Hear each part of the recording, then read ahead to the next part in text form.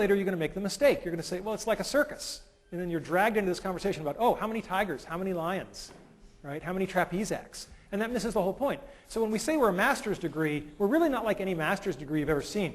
Here's the curriculum.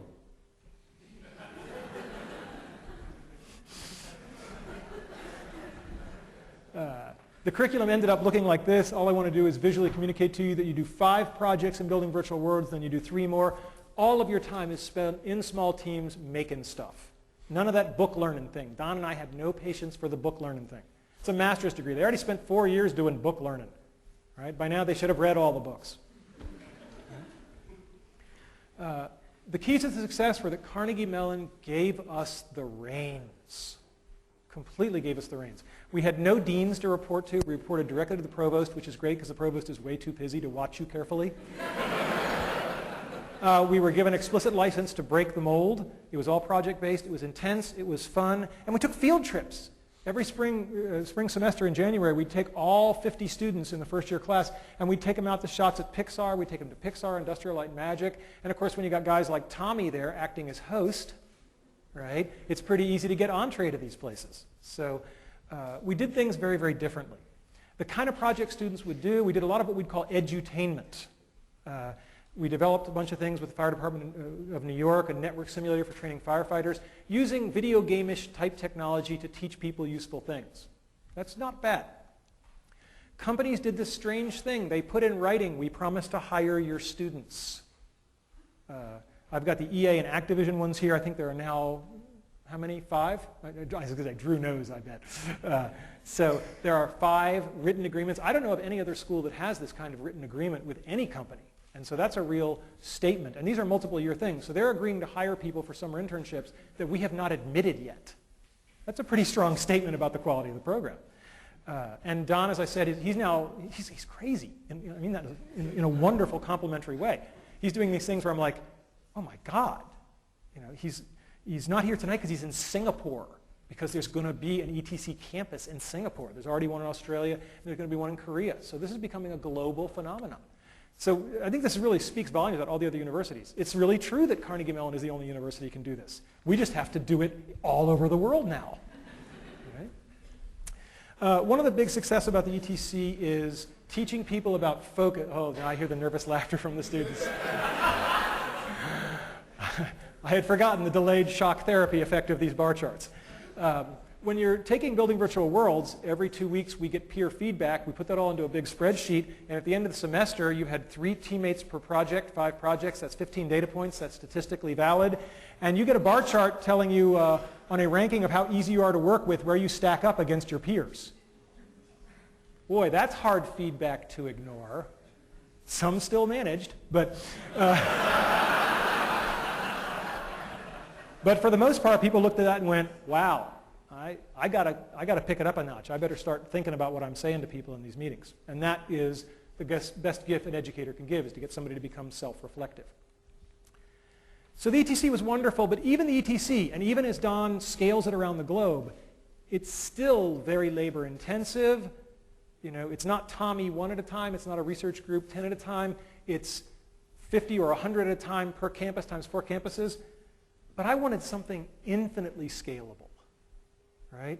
Scalable to the point where millions or tens of millions of people could chase their dreams with something.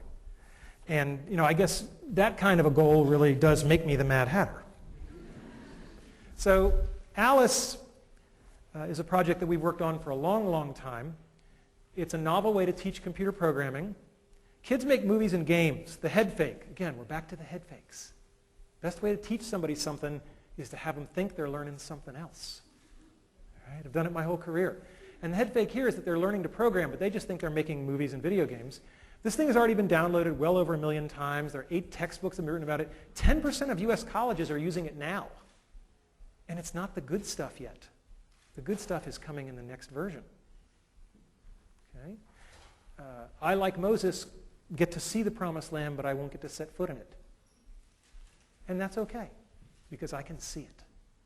And the vision is clear. Millions of kids having fun while learning something hard. That's pretty cool. I can deal with that as a legacy. The next version is going to come out in 2008. It's going to be teaching the Java language if you want them to know they're learning Java. Otherwise, they'll just think that they're writing movie scripts. We're getting the characters from the best-selling PC game in history, The Sims. And this is all already working in the lab. So there's no real technological risk. I don't have time to thank and mention everybody in the Alice team, but I just want to say that Dennis Cosgrove is going to be building this, has been building this. He is the designer. It's his baby. And for those of you who are wondering, well, you know, in some number of months, who should I be emailing about the Alice project? Where's Wanda Dan? Oh, there you are. Stand up. Let them all see you. Everybody say, hi, Wanda. Hi, Wanda. Send her the email. And I'll talk a little bit more about Caitlin Kelleher, but she's graduated with her PhD and is at Washington University, and she's going to be taking this up a notch and going to middle schools with it. So grand vision, and you know, to the extent that you can live on in something, I will live on in Alice. All right, so now the third part of the talk, lessons learned. You know, we've talked about my dreams. We've talked about helping other people enable their dreams. Somewhere along the way, there's got to be some aspect of what lets you get to achieve your dreams. First one is the role of parents, mentors, and students. I was blessed to have been born to two incredible people. This is my mother on her 70th birthday. I am back here. I have just been lapped. This is my dad riding a roller coaster on his 80th birthday. And he points out that, you know, he's not only brave, he's talented because he did win that big bear the same day. My dad was so full of life. Anything with him was an adventure. I don't know what's in that bag, but I know it's cool. My dad dressed up as Santa Claus, but he also did very, very significant things to help lots of people. This is a dormitory in Thailand that my mom and dad underwrote, and every year about 30 students get to go to school who wouldn't have otherwise. This is something my wife and I have also been involved in heavily. And these are the kind of things that I think everybody ought to be doing, helping others. But the best story I have about my dad is, unfortunately, my dad passed away a little over a year ago. And when we were going through his things, he had fought in World War II in the Battle of the Bulge. And when we were going through his things, we found out he had been awarded the Bronze Star for Valor. My mom didn't know it. In 50 years of marriage, it had just never come up. My mom. Mothers are people who love you even when you pull their hair. I have two great mom stories. When I was here studying to get my PhD, and I was taking something called the theory qualifier, which I can definitively say is the second worst thing in my life after chemotherapy. And I was complaining to my mother about how hard this test was and how awful it was. And she just leaned over and she patted me on the arm and she said, "We know how you feel, honey. And remember, when your father was your age, he was fighting the Germans."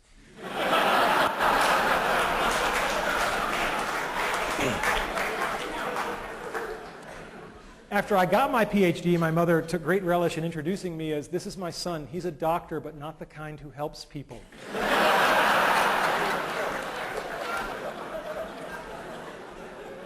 These slides are a little bit dark, but when I was in high school, I decided to paint my bedroom. I'd always wanted a submarine and an elevator. And the great thing about this...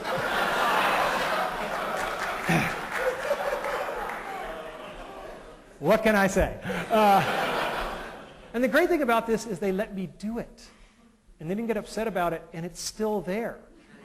If you go to my parents' house, it's still there. And anybody who is out there who is a parent, if your kids want to paint their bedroom, as a favor to me, let them do it. Okay? It'll be okay. Don't worry about resale value on the house. Other people who help us besides our parents, our teachers, our mentors, our friends, our colleagues. God, what is there to say about Andy Van Dam? When I was a freshman at Brown, he was on leave. And all I heard about was this Andy Van Dam. He was like a mythical creature, like a centaur, but like a really pissed off centaur. And everybody was like really sad that he was gone, but